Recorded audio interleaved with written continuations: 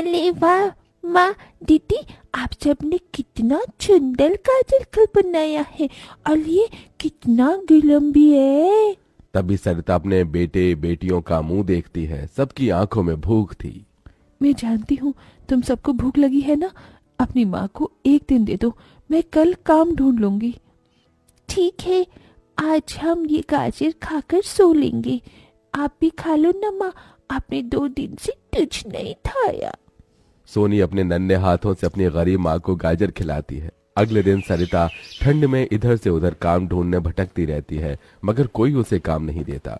इधर अब उसके खेत के गाजर भी खत्म हो गए थे, जिससे उसकी बेटियां भूखी थी और उसकी दुधमुही बेटी भूख से रोई जा रही थी। माँ, मुन्ना को भूख लगी है, उसे खाना चाहिए। छोटे बच्चे खाना नहीं खाते राजा, इसे दूध पीना है। हे बसुरी बजैया, एक माँ की ममता की इतनी भी परीक्षा मत लो कि वो अपने बच्चे को दूध भी ना पिला सके। तभी सरिता को द्वार पर एक गाय के रंभाने की आवाज सुनाई दी। माँ, लगता है बाहर गाय आई है। सरिता अपनी बेटियों के साथ बाहर आकर देखती है तो गाय के थन से दूध की धारा बहे जा रही थी। इस गाय के थन में कितना दूध गिर रहा है। सरिता गाय का गर्म दूध अपनी बेटी को पिलाती है। तभी गाय उसके खेत में जाकर गोबर कर देती है, जिससे एकदम से जादू होता है और खेत लाल चमकदार गाजर से भर जाता है। माँ, ये तो कोई जादुई गाय लगती है। देखो, हमारे खेत में कितने गाजर उगाए। हाँ गुड़िया, मैं जादुई गाय हूँ। मुझे वरदान प्राप्त है।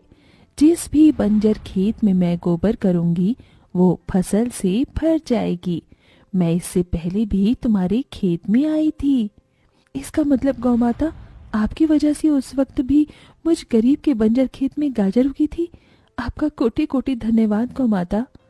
माँ, तुम काम ढूंढ रही थी ना, अब मैं ढूंढना। तुम तो कितना अच्छा गाजर का हलवा बनाती हो, और गाय के दूध से खोया, घी, दूध सब बनता है। तुम हलवा बनाकर बेचो। सरिता उस गाय के दूध से घी खोया तैयार कर लेती है और गाजर का हलवा बनाकर बेचने लगती है, जो कि लोगों को खाने में स्वादिष्ट लगता है। उसकी अच्छी कमाई होती है, जिससे उसकी आर्थिक स्थिति ठीक हो जाती है और वो गाय उसके गाजर घर के बाहर बंधी खेत के गाजर और घर दोनों की पहरेदारी दिया करती।